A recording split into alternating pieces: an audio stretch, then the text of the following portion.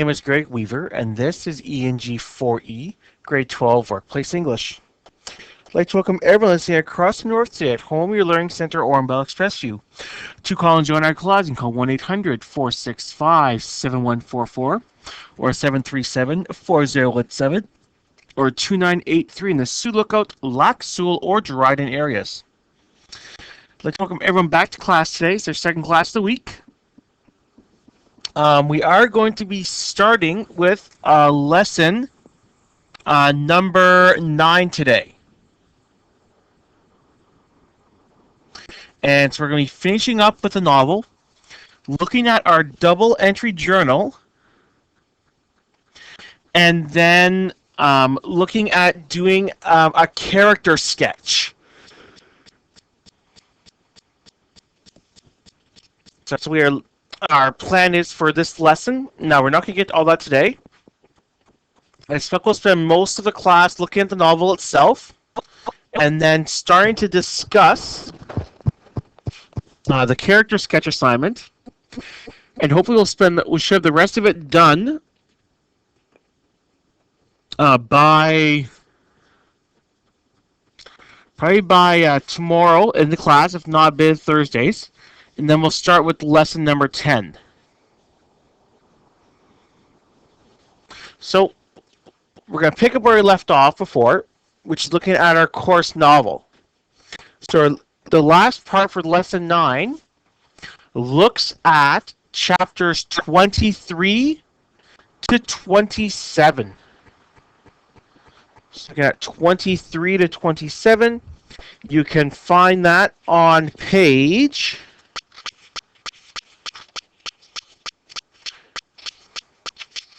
Make sure you give it a page number here. Page 23 starts on page 179. And you're reading all the way to page 215. That's the last little bit that's left.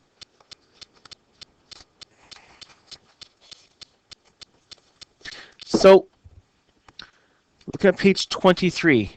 Quick recap so far. Tiffany's run away from home and is in the woods. She's hurt herself and she's depressed. She's miserable. And she's not having a very good time whatsoever. So, chapter 23 is where we're picking up, page 179. It starts off, tracking the girl had been surprisingly easy. The night hid nothing from Pierre, and the girl obviously did not bother to obscure her trail. And what signs he could not see in the forest floor, he could find in the air itself. Pierre could smell Tiffany. The man was a born hunter, and his whole body was designed to hunt, kill, and feast. His body and senses, now aflame with hunger, latched onto her scent and followed it through the woods like a missile. In a remarkably short period of time, he found her, in this tiny shack in the tree, sitting there, occasionally sobbing. He took position in a nearby tree to watch. Right now his body, so used to hunting, was waiting for the grisly payoff. So the man patiently waited for the bloodlust to calm. If he entered the treehouse now, the girl would have a whole new set of problems. Instead he sat there, watching, smelling her, listening to her, and biding his time.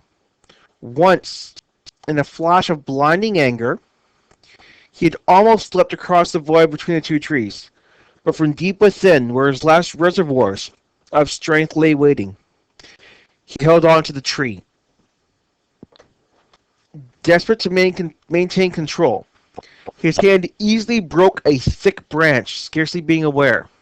The loud cracking noise startled him. It took time, but eventually Pierre regained control of his body. He relaxed again. For how long he didn't know. His body was now practically a stranger to him. The moment he sat in the crook of the tree, watching Tiffany, pondering what to do. The plan eventually led to wandering. So this First little bit of chapter 23 mirrors what Tiffany heard and experienced towards the end of chapter 22. So it's different points of view at the exact same time. We continue on with hours. Owl wasn't Owl anymore. The man or creature, Owl didn't know what to call the thing, had changed his life, had left after taking some of the young man's blood and then sharing some of its own. You are from a new land, a new people. I am intrigued. I will let you become the first of your kind to join my kind. If you survive long enough, maybe you'll return to your home. With those cryptic words, it disappeared back out the window, leaving behind a barely conscious, young Anishinaabe man, unaware of what had happened to his body and his very existence. His body burned as it changed. The fever the measles had given him was nothing to now what racked his body. It was as if he was being turned inside out. He felt his incisor teeth growing, his muscles becoming stronger, and his senses more acute. Between his howls of pain and his convulsions, his hypersensitive ears could hear familiar footsteps approaching his door. He knew instantly who it was. There was a knock. "Monsieur, are you all right?" came a young voice. It was Anne, awakened by his anguished cries. She opened the door to enter. From across the room he could smell her fresh, clean skin. Her hair still smelled of firewood, and he could see her. It was deep into the night in a room with no candle. He could see her as if it was high noon. But it was really he heard was what he heard that doomed the girl. He could hear her heart pumping, loudly and strongly. But once had been out, could actually feel the blood pumping through her. In fact, it drowned out the pain of his metamorphosizing body. She found him lying on the floor, rolling around in obvious pain. She rushed to his side and knelt down beside him. "What's wrong? Did you fill out your bed? I will call the doctor again."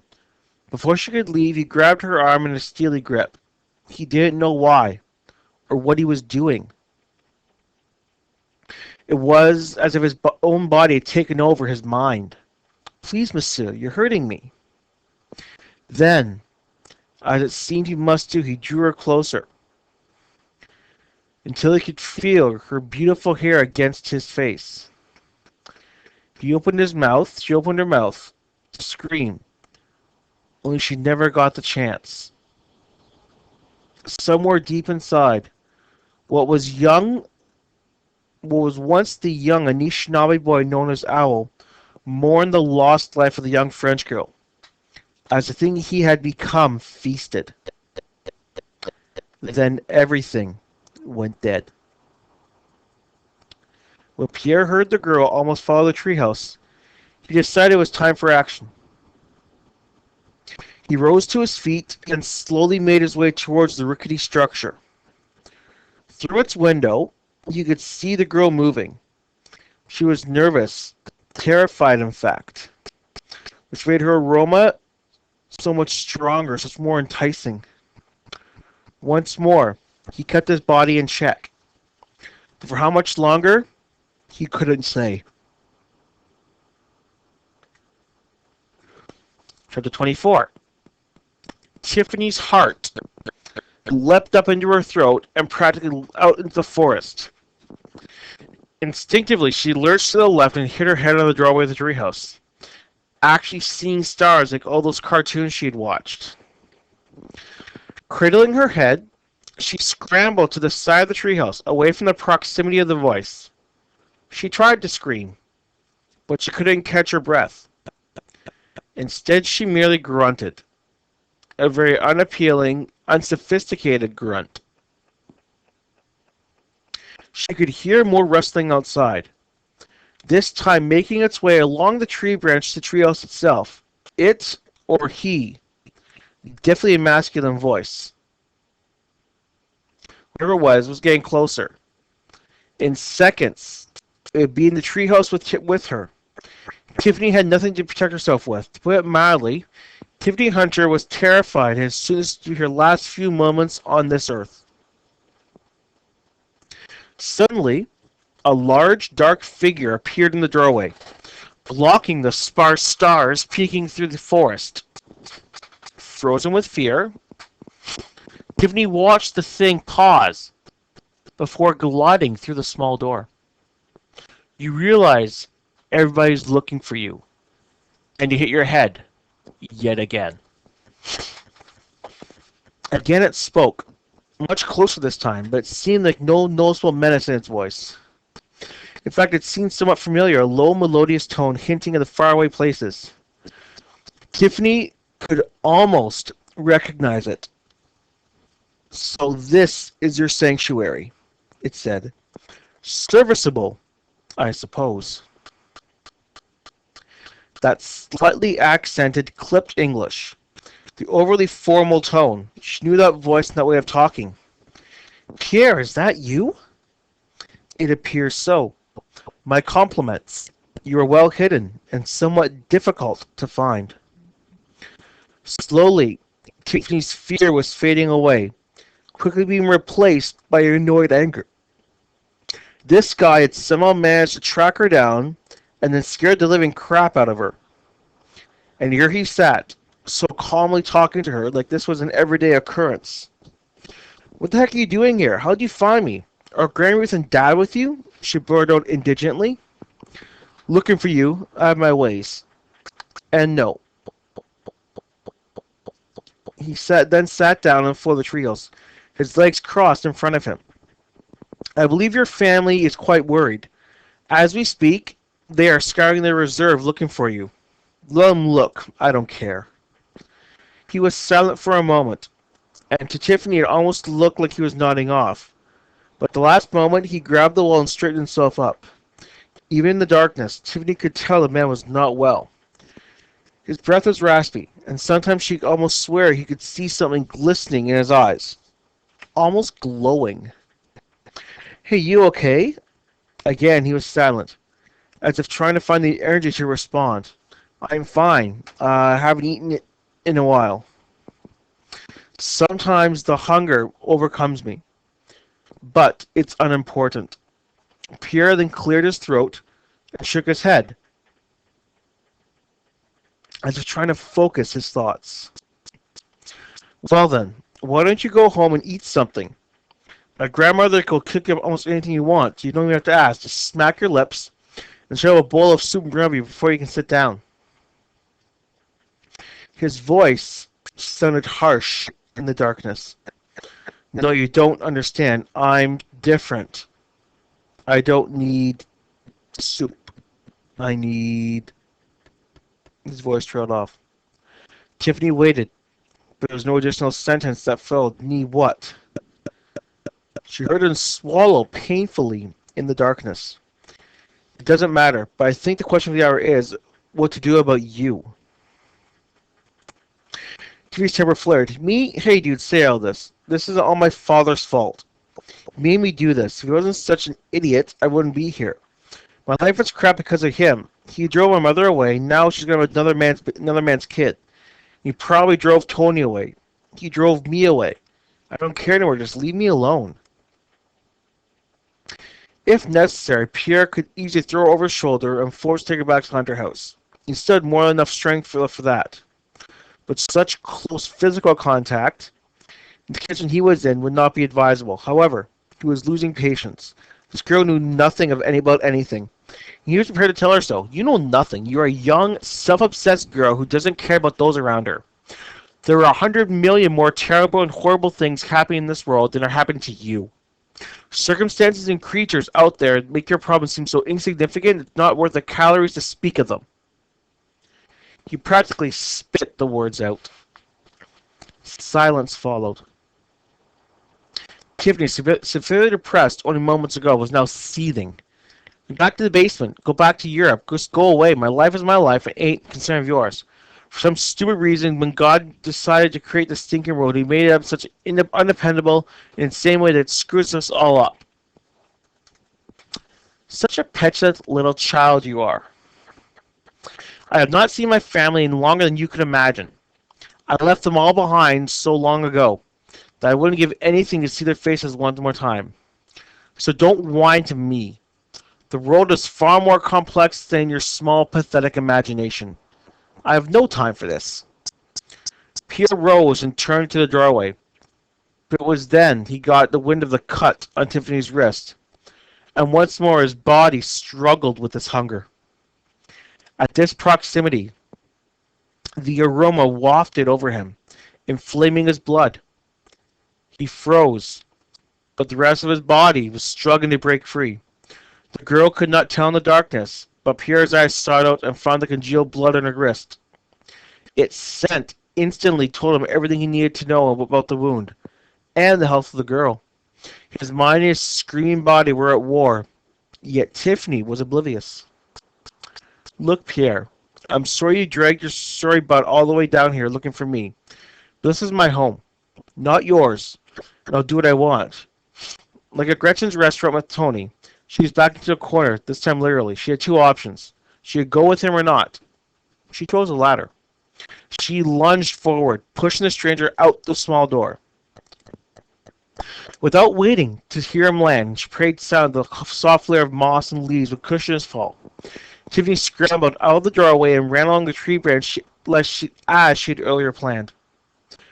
Before long, she was once again disappearing into the trees. At the foot of the tree, lying on his back, Pierre could hear her or see her in the darkness, but the moment felt too weak to follow. He had fallen silently, confident that his short distance would not cause any real danger to his body, other than a minor branch impaling his right calf.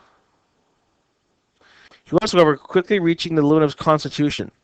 Any other time he would have been easily heard her coming and dodged, or braced himself, or even for some amazing feat the girl had managed to push him out the door. When he was strong, there were any number of ways he could have landed on his feet without making a sound. But now, his hunger was a raging forest fire slowly melting his resolve. He hit the ground with a muffled thud. He wasn't seriously hurt, except for his dignity. But Pierre would have to eat soon, or his body would take things in its own hands.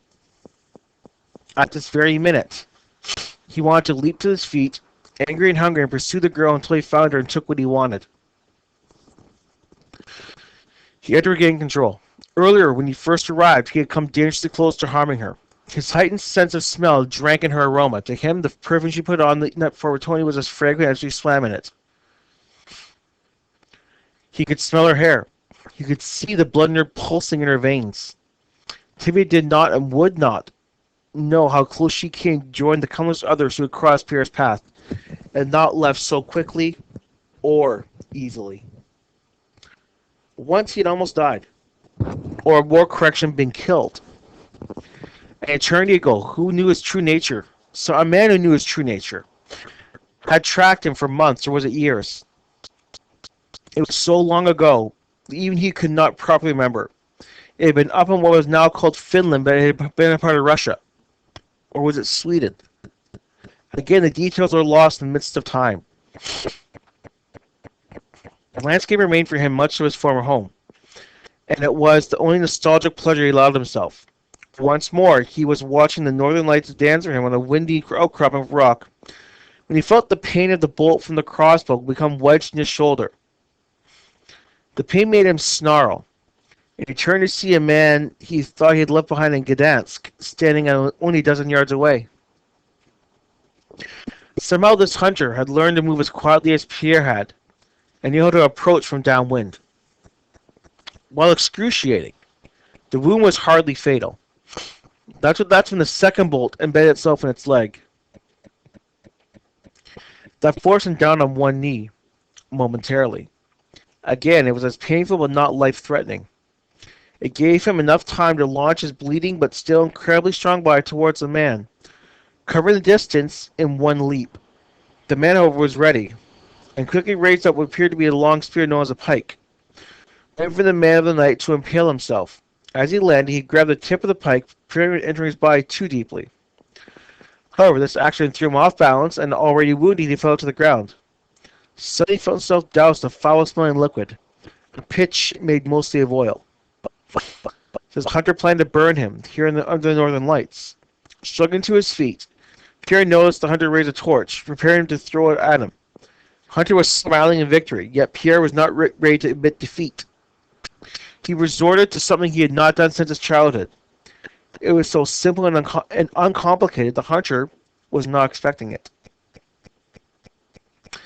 On the stone outcropping, the ground was littered with the fist-sized chunks of rock. As Pierre rose to his feet, he felt his hand encircle such a rock, and acting on instinct, he threw it at the hunter with the torch. Propelled by his unnatural strength, the rock became a lethal projectile, hitting the shoulder holding the torch with such force that both the rock and the bones shattered. Dropping the torch, the hunter stumbled back, crying out in pain, forgetting for a moment he was at a sheer cliff behind him. Almost immediately, gravity reminded him of that fact. Alone once more, Pierre stood atop of the precipice, bleeding. It would take 3 or 4 nights for his wounds to heal completely, but he would live, if that was the correct term to use. Slowly, Pierre got to his feet, brushed himself off, and removed the branch piercing his calf. It came out with a sickening wet sound. Though far from being healthy, his leg would repair itself in a remarkable time. It was his pride that stung worse. He had been bested by a 16-year-old girl. That alone told him much. Everything he had come home to do must happen tonight after all. He had hoped for another day of preparation, but it was becoming increasingly obvious that the time had moved up. But first, the girl had to be dealt with.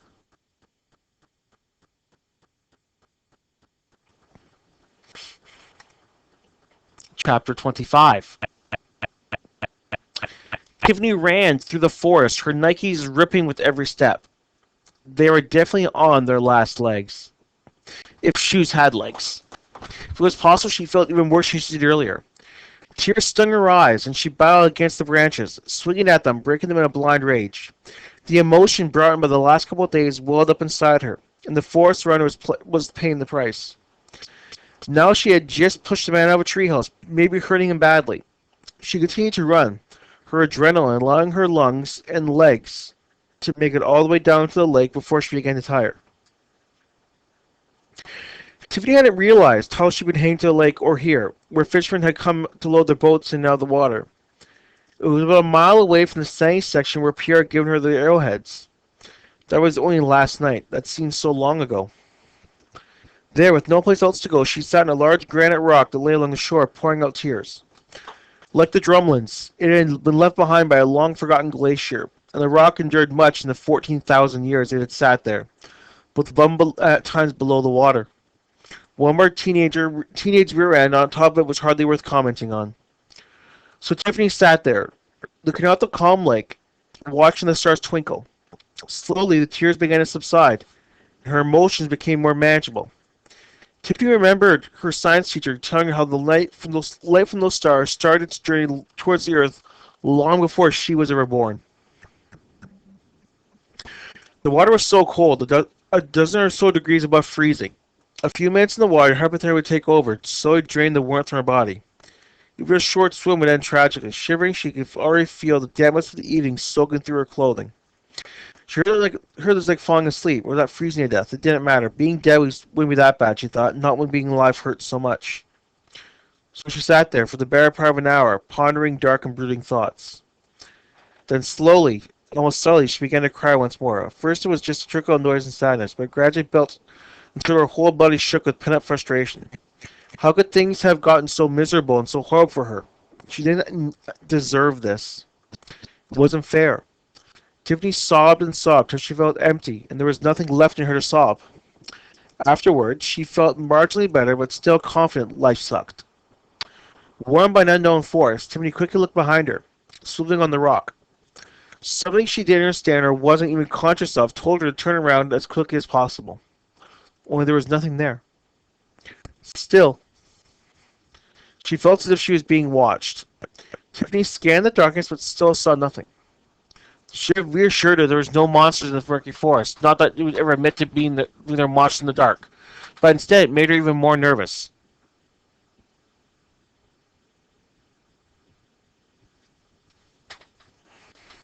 For a moment, like in back of the treehouse, she could have sworn she saw two red dots of light. It was almost as if they were looking at her, slowly, egged on by her own curiosity. She took a step towards the strange lights. She could feel the gravel shifting beneath her feet as she got closer. By now, Tiffany was only a few feet away. Feel better? For the second time that evening, Tiffany's heart imploded and exploded at the same moment. And for the second time, in a few days, she found herself knee-deep in the cold crispness of the lake, getting a soaker of all soakers. Splashing on the uneven rocky floor, she managed to turn around without falling. Pierre Errant stood on the shore, calmly watching her make a fool of herself as she struggled to keep her balance.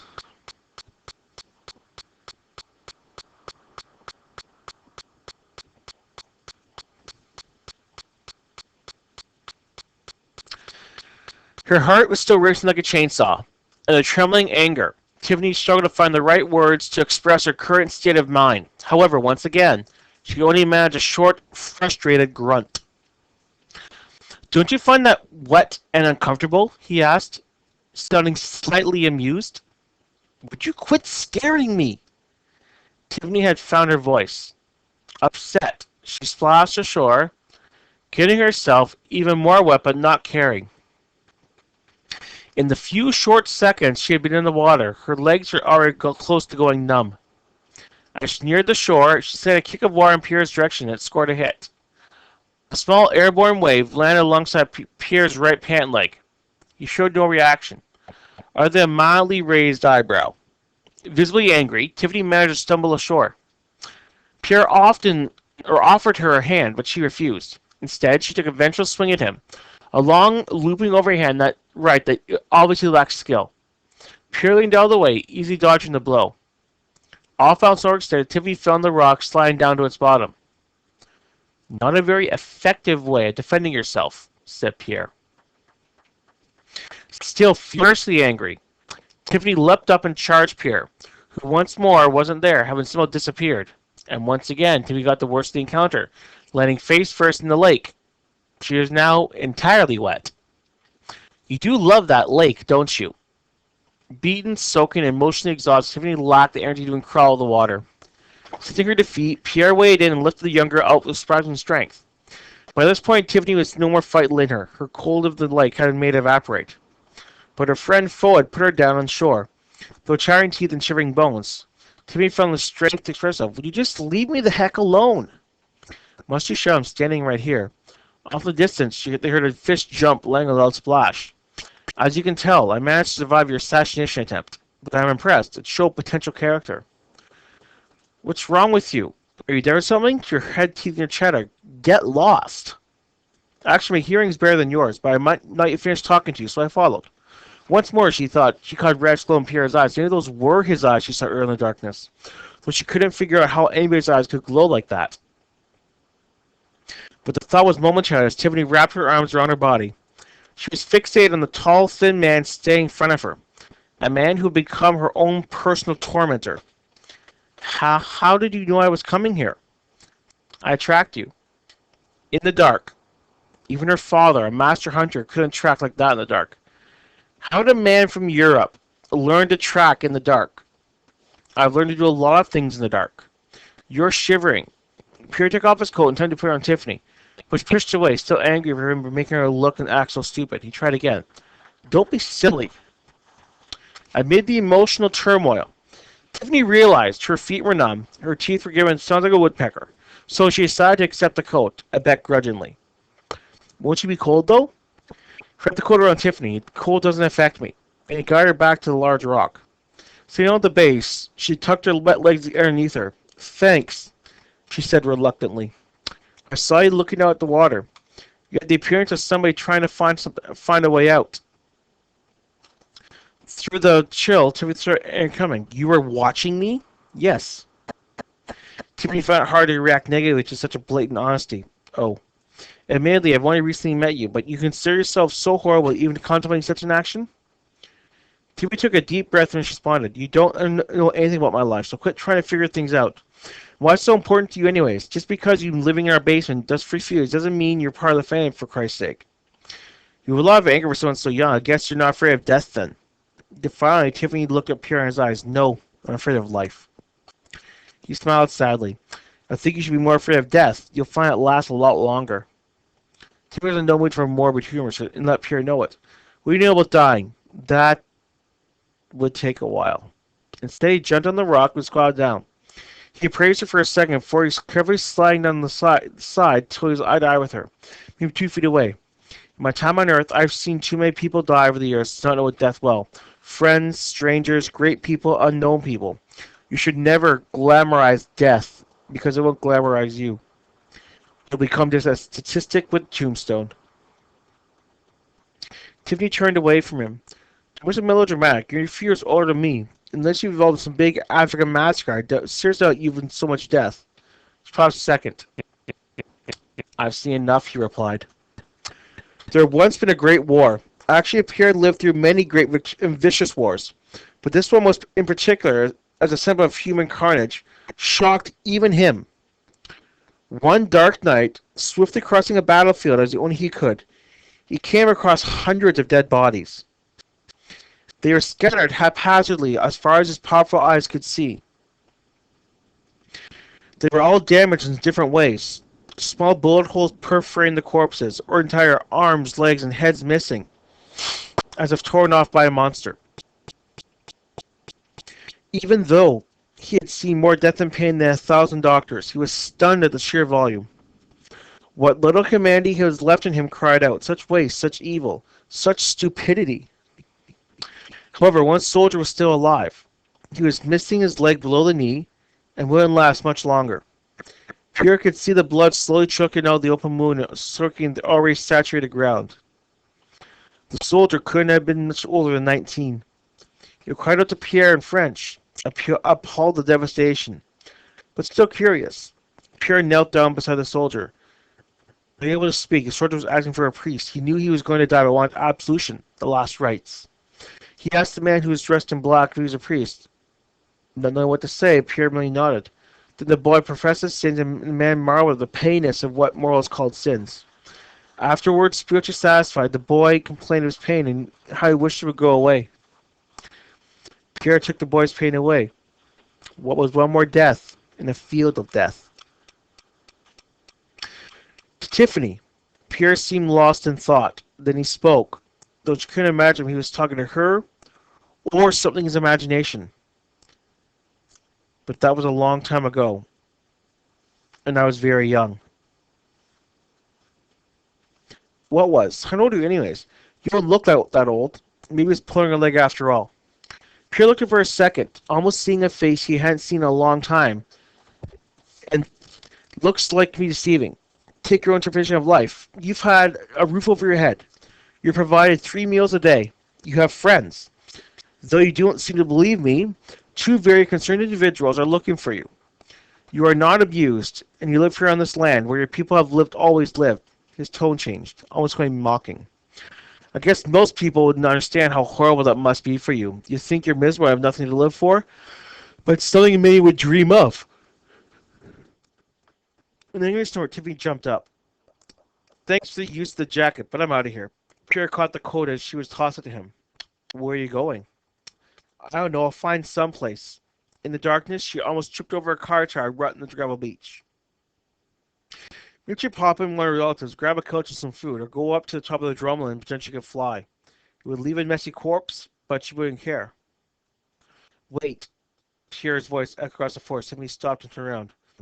Let me show you something first. Suspicious, Tiffany kept her eyes on him. What? Can't tell you, but means unless I show you. Besides, you're going to plan and kill yourself. What's another hour? Death isn't going anywhere. It'll always be there waiting. Part of the fun in life is making him or her wait. Just give me another 10 minutes of your time, then you can walk away and I'll promise I'll never bother you again.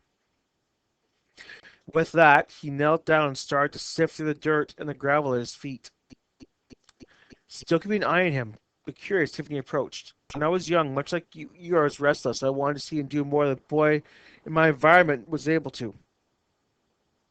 So I decided to seize initiative and see the world, so to speak. I threw my fate to the winds. A lot of things happened when I did that. Some fabulous, some tragic. After much time, it all led me here, to Otter Lake, and to your house. To right here. Again with the old talk. You must be pretty young. Maybe he was a runaway, since on his own he was 14 or something like that. Very, very young. All the while, he continued to search all the little bits of rock. Cigarette butts, bottle caps, and discarded pieces of plastic that littered the ground. What are you doing? What are you looking for? This. Triumphantly, he held up a small chunk of rock and examined it closely. But it was too dark for Tiffany to make out exactly what it was. Curious, she took the rock chip from Pierre's hand and held it in the moonlight, silhouetted. Tiffany could tell instantly, it's an arrowhead. This is where he found them. Nodding, Pierre found another. Here's another. So you want to show me more arrowheads? Pierre closed his fist around the second one. It was a vital piece of history. Tiffany, my dear, you look but you do not see. To some, this might be a simple hunk of rock. To you and me, it's more than that. It's an arrowhead. It's our heritage. A history. What are they used for? Do you know that? She could feel the sharp flint texture of the arrowhead between her fingers. Yeah, hunting. And sometimes fighting, I think. Yes. Now, other than the fact there are arrowheads here, what's so special about this place? Looking around, Tiffany was confused. There was a rocky beach like a dozen others she'd seen in the area. This is where people load and load their boats. Looks like a beach to me. What am I looking for? Pierre shook his head. You can't see it. You have to feel it. Tiffany looked even more confused. What's Pierre getting at? It's so important. It's kind of pretty. Not something though. Too many weeds. What else? Pierre walked behind her for an effort to open the possibilities. Think for a moment. There's a lake over there. And over there is that small ridge. And over here is a drumlin to its back. The only way here is the way we came. What does that tell you? Think of your ancestors. There's reasons the arrowheads are here. Tiffany swung her head back and forth between the direction of the ridge and the lake. I don't know. I guess you can come and he's going. I guess kind of hard to sneak up on you. Exactly. Very defendable. The lake provides you miles of clear sight, and the ridge protects your back. Now, what would make a place like this desirable? It was late at night, and Tiffany was still hungry, cold, miserable, and definitely not expecting a pop quiz by the lake. But she knew something about this line of discussion intrigued her. She knew there was a point to this that was important, and that Pierre was leading her someplace. So she played along. She started to put all the pieces together in her mind. Like baking a cake, all the ingredients were there. She was just waiting for the timer to go off until it was ready. Then it came to her. The village. This is where that old village used to be, the one that old people used to talk about. Excited, Tiffany began to visualize what the village might have situated and how it might look. She forgot her discomfort and let her curiosity take over. How can you be sure? I mean, a couple of arrowheads, a ridge. Once more, Pierre picked up a handful of earth and let it slide through his fingers. The village here was here a long, long time ago. Long before your grandmother was born. But trust me, there was a dear village here once. Do what I'm doing and tell me what you feel. Copying Pierre doing, he analyzed which hands could tell in the dark. Let's see, dirt, leaves, twigs, rocks, pieces of glass. Keep looking. Immediately, Tiffany found something. This is another arrowhead? See the object in Tiffany's hand, knew what it was. He made stuff as a child. No, too big. Tiffany rolled it around her hand for a few seconds, feeling the texture, weighing it, going through a dozen possibilities in her head. Definitely man-made, bigger than an arrowhead, but roughly the same configuration. It meant, what could it mean? It's a spearhead, isn't it? I'd say so. Fascinated, Tiffany continued to roll in her hand. A spearhead hunt. So this is what you used to hunt deer or animals? Well, it's neat. You do a lot of this kind of thing, Pierre. Not a long time. She dropped it down their haunches and started rummaging over loose ground. Dad would love this stuff, greater too, but I thought you didn't care about them. At least that's what I thought you said. In the darkness, Tiffany could see Pierre's face. She had no clue if he was mocking her. His voice gave her no clue. Just drop it, okay? Consider it dropped. Hey, I found another one, arrowhead. How many people do you think lived here? Tiffany stood up, wiping her hands. Using a fingernail, she chipped away the crust of dirt on the arrowhead. Not hard to tell, really. Besides the area pretty limited to number of people, I'd bet I'd say more than 50, maybe 70 people during the summer. Tiffany tucked both the arrowhead and the spearhead into her coat pocket with the other two. She made a mental note to come back here when it got lighter. What do you think it was like here? I thought you were interested in history. This isn't history. This is right here. She was still straining to find out more fascinating things in the ground. Just think, Tiffany, for hundreds or even thousands of years, Anishinaabe people lived here. They hunted, laughed, played, made love, and died in the village that once stood here. And the same village over the same centuries, there were hundreds and possibly thousands of young girls just like you, asking the exact same questions, standing right where you're standing. Tiffany stopped scanning the ground. You think? For a moment, Tiffany could hear his eyes close and mind slip far away. The first time she met him, there was almost a happy quality to his voice. Let me tell you what this place would have probably been like. It was peaceful. Men, women, children, families. The village would be divided into family huts, wigwams, lodges, whatever you want to call them. Everybody would have roles and responsibilities. Fishing would be good, hunting too. Probably a very happy existence. Children playing in the sunlight, being told stories by their parents enjoying life. Sounds wonderful, said Tiffany. It was, I'm sure, replied Pierre. He sat on the big rock again. You know, it's hard to picture those days. You hear and read about them, try to imagine it. The same earth you are standing on has been stood on by generations of your ancestors. The air you breathe, even these trees you don't notice, have been touched and climbed by those that come before you. The rock you're sitting on, how many behinds have sat there watching the sunset? Since I don't know what being Anishinaabe means, she confessed. According to Tony and his father, it's something to do with taxes. For my father, it's hunting and fishing and stuff like that. My grandmother believes it's all about speaking Anishinaabe. There are land claims and all sorts of political stuff I don't really understand. It's all those things and none of them. Can we talk about what the man was saying? She pictured the wigwams, the children running and playing in the water. Back when there would have been no European milfoil clogging up the waterway. No cottages in the far end of the lake, just pure water, forests and rivers as far as the eye could see. And lots of Tiffany's getting into trouble, no doubt. She found herself half believing she'd been living here a long time ago.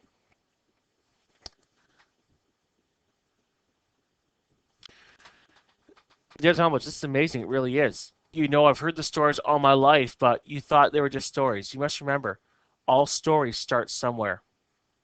But this place is full of stories. She could feel the heavier spirit in her pocket. If on cue pierced it up, his weak was momentarily gone. Do you want to hear one? It's a very old story. It's a bit frightening. Think you can handle it? I'll try, she said, her voice full of sarcasm. Then she shivered. And I'm not shivering from your scares either. It's just very cold and wet. She pulled the coat tighter. Let's do something about that, said Pierre. He took one of the arrowheads from his pocket along with the house key Keith had given him. Kneeling down, he gathered some dry grass and twigs together in a small pile on the gravel. TV watched in curiosity. He started striking the key against the arrowhead. What are you doing? She asked. Making a fire. This arrowhead is made from flint, the key from steel. Put the two together and with a sufficient amount of force, and you get a spark. And put a spark and some dry killing together, and you get a fire. If it's done properly. How do you know how to do this? Suddenly the spark flew from the collision and glided on dry grass. Pierre blew it gently on the twig till it caught and became a fire. He added more twigs till they became engulfed in flames, then larger pieces of wood. In no time at all, he had a comfortable, if modest, fire going. I've done it before. It's one of those things you never forget. That's where we'll pause for tonight. We'll finish this up tomorrow, and as we'll get into lesson material. Any questions, sure, give me a call. Other than that, I'll talk to everyone again at the exact same time tomorrow. Till then, have a good night.